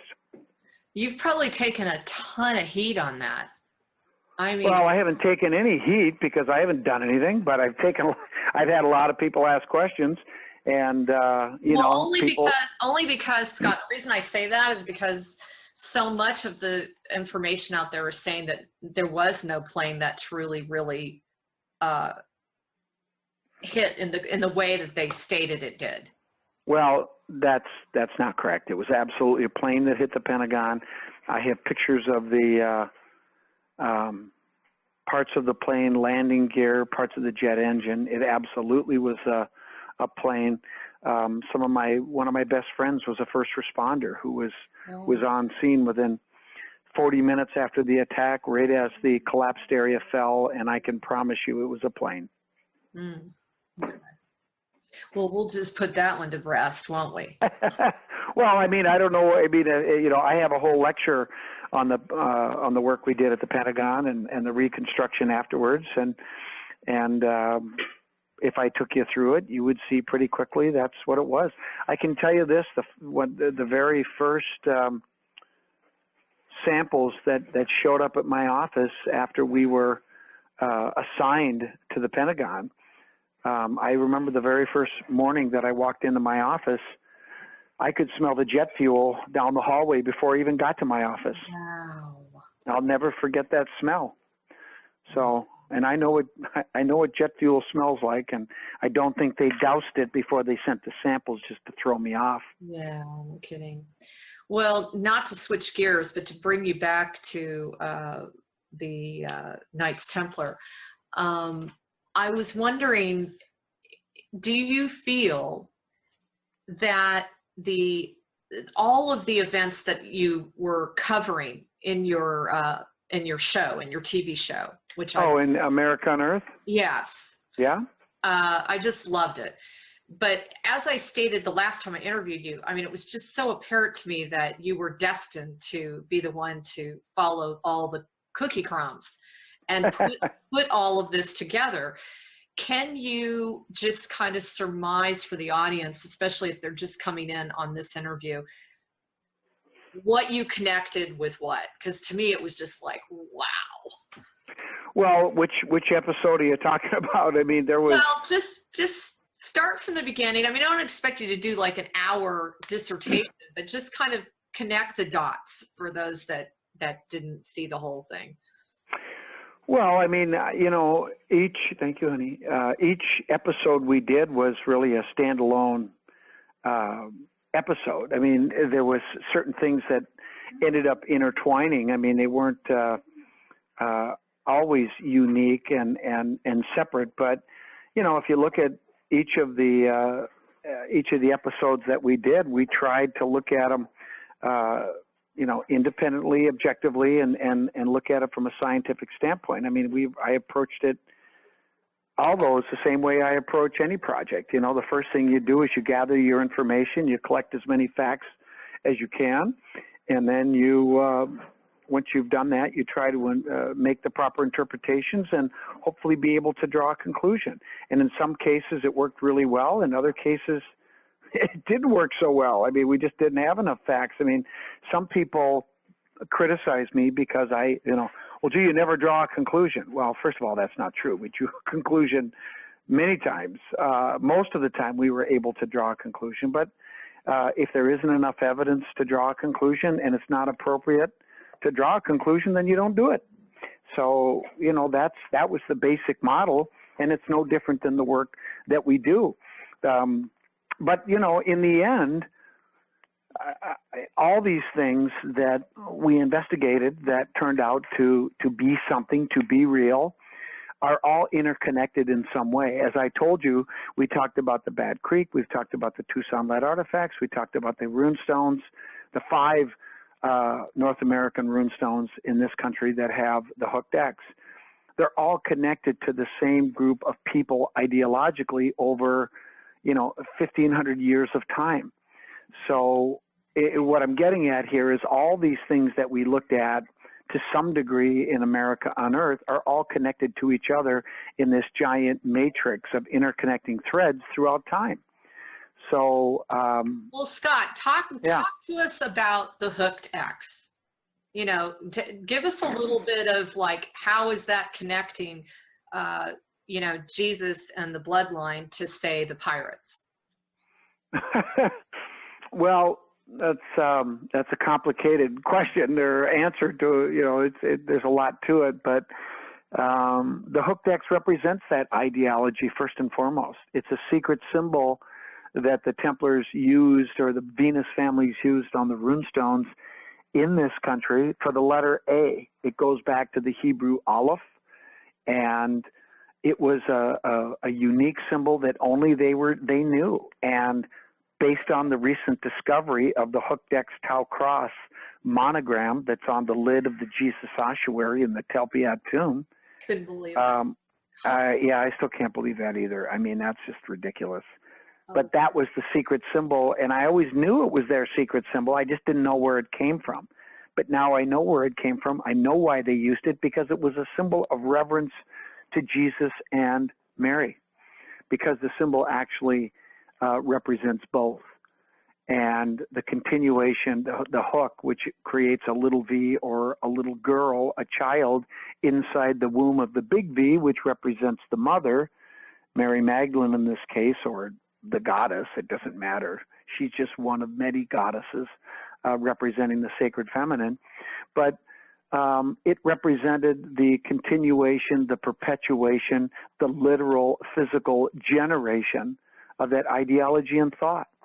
And so this goes back to the same thing we've been talking about the whole time, is that we're talking about a group of people who embraced an ancient ideology of monotheistic dualism, and it's expressed beautifully with this symbol that is on the rune stones here and on Jesus' ossuary in the Telpiad tomb in Jerusalem. It's incredible. It is incredible. And then didn't you also find one of those on the big block of, wasn't it iron? It ended up being iron, not silver, under the oh, you mean the pirate treasure of the Knights Templar? No, that wasn't a hooked X. That was a triple tau. Triple tau. Which is interesting because the tau cross is also on the lid of the Jesus ossuary. The triple tau is it's a symbol. If you take 3 taus and you come at it from 3 different directions, and you join them in the middle at the base, you form this triple tau symbol, which is a very important symbol in York Rite Masonry, Freemasonry. So a very particular branch of Freemasonry, which happens to be more Christian in its presentation of the degrees than the Scottish Rite. Christian as in Christ. And its representation, is it anything different than the hooked X? Is it still representing ultimately the same thing? In the end, I think it does. It's consistent with, well, the Tau cross is actually an Egyptian symbol. It's actually the Ankh is a Tau cross with a handle on it. That's all it is, and it's a very important, very ancient symbol of resurrection. And the Tau cross goes back even further into Egypt. It was actually an instrument used to measure the height of the Nile in the spring, which would predict if there would be flooding or drought. Obviously, there would be starvation and death, but if it came in the wheelhouse, then it would be prosperity. So that evolved into a symbol of life and death in Egypt, and eventually the most important symbol in Egyptian symbolism. Well, and the number 3 follows Mary Magdalene, the whole essence, energy, goddess, that whole thing. Right, the Trinity, right. Yeah, the Trinity, it's all over the place. Well, it's a very important symbol in Freemasonry as well. And as we said, it goes back to Templarism, and if you follow it back even farther, it goes to Jesus and Mary Magdalene. So here again, as a forensic person, what I look for are consistencies, and this is consistent from start to finish. And what that tells you is it's right. You did such a great job. Now, the Captain Kidd thing, I mean, what was the final analysis on Captain Kidd? Do you feel that he was actually like an underground Templar? Well, he may have. I don't know that for sure. I haven't seen any direct evidence of that. I think that he probably got a raw deal. I think he got involved in something, and eventually the powers that be, the people he was working with, decided that for the good of the operation, whatever it was, that he was expendable, and so that's why he was taken out. And he was so quickly, it was a rush to judgment. But he probably knew a lot of information. They might have been worried that he would talk, and this is my own personal opinion, and I think he did end up getting a raw deal, but he's not the first guy who took one for the team, as it were. And the ship that you were reviewing that no one could find a manifest on, and it disappeared. You're talking about in Madagascar? Yes. Yep. What was the final upshot on that? Have you found any research on where that ended up and who ended up? No, we have not. We have not followed up on that. History chose not to renew that show for financial reasons. They had a lot of money invested in it, and they did not want to renew the contract, is my interpretation, and so they killed it. And what I mean by that is, first of all, they didn't advertise the series until the day before it aired, and then they aired 2 episodes in a row, 3 Saturdays in a row, and on the 3rd Saturday they switched the air time from 8 o'clock, where the previous 4 episodes had aired, to 4 in the afternoon. So they killed it. And now, sounds political to me, Scott. it was financial. That's not political. Well, there was a political aspect to it too. I was going to say, I don't know. Well, the political aspect was UNESCO that got involved. As soon as the silver bar was found, they started making a bunch of proclamations about, well, Barry Clifford is doing everything wrong, and blah blah. It was they whitewashed it before they even got down there. And of course, it became a self-fulfilling prophecy. But they didn't spend enough time to accurately map and process the site. They just wanted to kill it. And, they said, well, the silver bar wasn't silver, it was lead. People were asking me about it. I never saw it. I mean, it was found after I was there. So I can't tell you what it was. But for my purposes in the show, it didn't matter. If the symbol was carved in lead or carved in silver, it's still a triple tau. So I didn't care. But and the truth is, in context, if you look at the context of 1700 in the pirate culture, you could make the argument that the silver was more, or the lead was just as valuable as silver, if not more. All their lead shot they used in their guns were made of lead. They used lead for other purposes, and oftentimes they would use silver as ballast in their ships. So, we think about it in today's context that silver has a high value, much more than lead.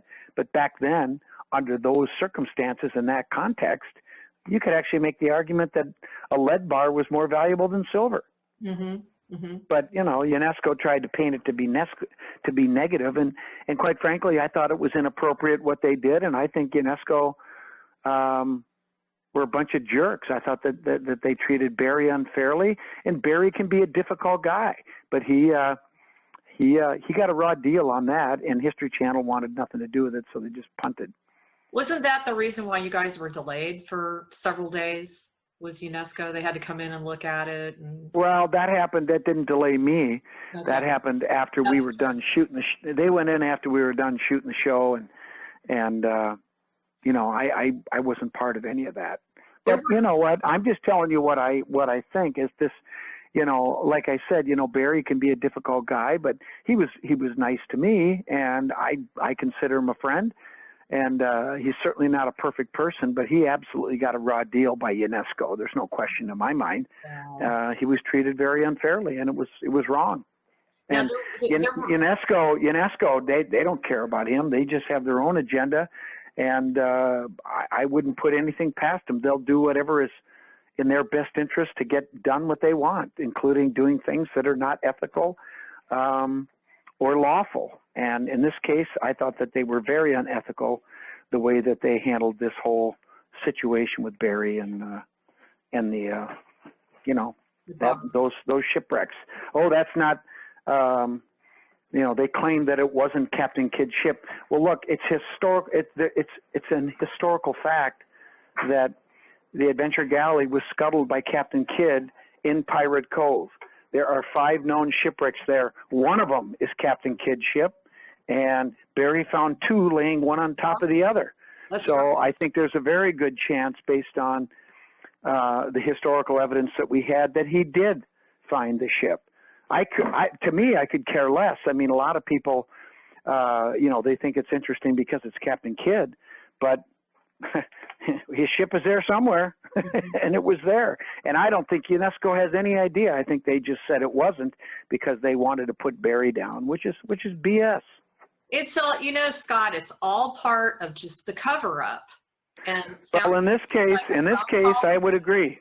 Got way too close to the truth, and in my opinion, you're one of the first shows on public TV that has actually made a connection between the ossuaries of Jesus and Mary's family, all the way to the Knights Templar, all the way to the pirates. They were probably freaking out. Well, you know what? I don't really care about that. I just, I'm trying to get the answers based on what the facts tell us. And right. You know what? If it's not politically expedient for some people, well, sorry. Well, you ended up getting what, six of those episodes off the ground? Well, you mean 6 you mean with the pirate treasure? Yeah. Yeah, 6 episodes. Okay, so yep. So everyone knows, let me tell the public, you can tune in to America Unearthed. You can see it on YouTube. And there are 6 episodes. I highly recommend it. Scott Wolter goes through the entire process with his team of people and shows an amazing connection between all of these aspects, as I just stated. Well worth the time to watch it. Well, good. Well, I appreciate the plug. I think you'll have to catch it on reruns, but it's definitely out there. So, yeah, and it's a good show. I mean, I think we did a good job.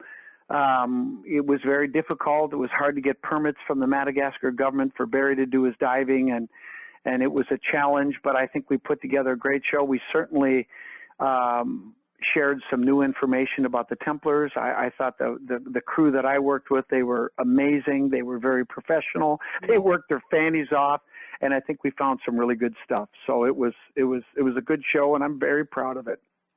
Yeah, and I would highly recommend everybody checking it out. And Scott, do you have any other new information coming around the corner? I mean, are you writing a new book, or are you diving into other new investigations? Well, yeah, there's a lot that's going on. Actually, I am working on a new book, and I also just formed a new production company with Hutton Pulitzer, a very, very polarizing guy to some people, but I'll tell you what, he's absolutely brilliant, and he is very passionate about getting to the truth about history. So it's a unique partnership, and we get along great. But we launched a new company called Explorer, and Go Explorer, and it's a hooked X, PL little r big R. Explorer. Wow, you did the hooked X thing, huh? We use the hooked X, and we use the dotted R at the end, because the dotted R proves the Kensington Rune Stone's a medieval artifact all by itself. And we are working on 4 major projects that we will be aggressively going after here in the coming days, and eventually we will put together some video productions that I think people will really, really enjoy. And it's gonna be more serious. It's gonna be, it'll be entertaining at the same time. I mean, I think people are entertained by a good investigation, and we will definitely draw conclusions. And I just bet you might see something about the tomb. Oh, right on. Right on. Just guessing, just a guess. Right on. Just a guess. Hint, hint, hint. Just a guess. But anyway, I'm really excited about it, and Hutton is as well, and we're really having a great time. So, well, Scott, I have so many other questions, but I could go on and on and on, and I want to thank you very much for just filling us with so much information, like a whole different perspective. I mean, that's what it gave me, was really connecting the historical dots, wow. with what you did. Well, we try hard. I can promise you that, and I think all I can say is there's a lot more coming. So stay tuned. Right on. Well, go ahead and give them your blogspot web. Yep. Yeah, and actually you can read about the hooked X Tal Cross. You can read about a lot of the new discoveries that we've made. I do post on my blog, and I let people chime in, and I let the trolls chime in too. And I get plenty of people that troll my blog and try to be disruptive and negative. And I think we handle them in a fair and direct way. But anybody's welcome. I don't screen anybody out, but it's Scott Wolter Answers.blogspot.com. Right on. And then if they're interested in our in any of our books, including my wife's book, America, Nation of the Goddess, go to www.hookedx.com, spelled HOOKEDX.com. Right on. And before I let you go, I have one last question. Sure. Even though I have a gazillion questions, but one last question. You know me, I have a lot of questions. That's all right. I am wearing kind of like a Templar cross today, just in honor of this interview. It was given to me by my father. He purchased it in Turkey. What what was the reasoning behind the perfectly shaped cross? The equilateral cross? Yes. Well, it depends on which one you're wearing, but the equilateral cross represents the 4 cardinal points, and there's all kinds of symbolism associated with that. But depending on which cross you have, you get it. Let's just say that it connects with geometry, and some of the and depending on which style of cross, you can actually date the cross, depending on how the ends of the arms are designed. Whether they flare in, they flare out, but it represents the 4 cardinal points, and there's all kinds of interesting Masonic symbolism that's associated with it and meaning. But it's a very beautiful thing. It's very important, and could write a book on an equilateral cross.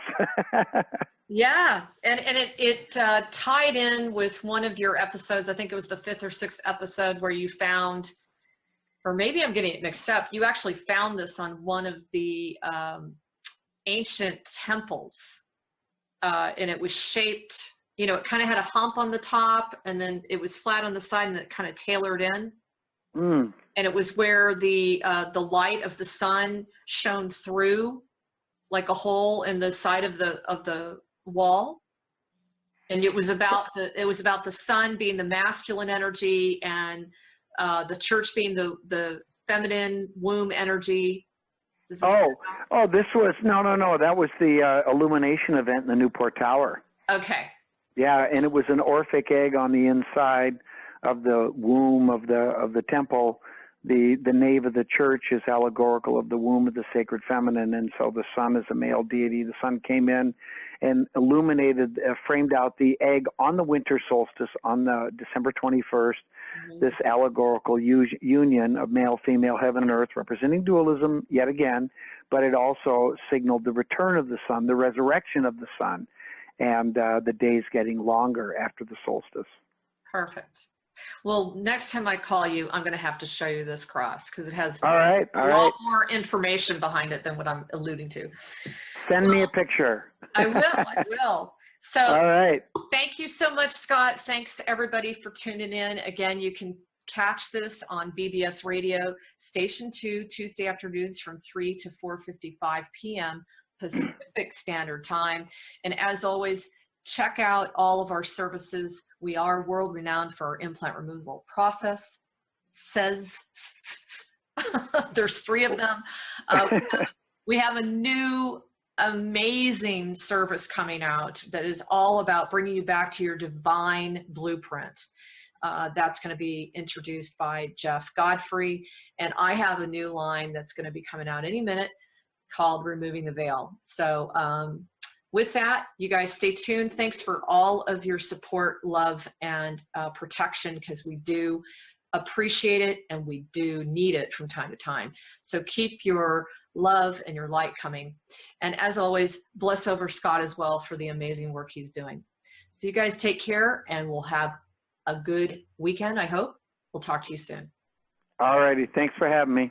You're welcome, Scott.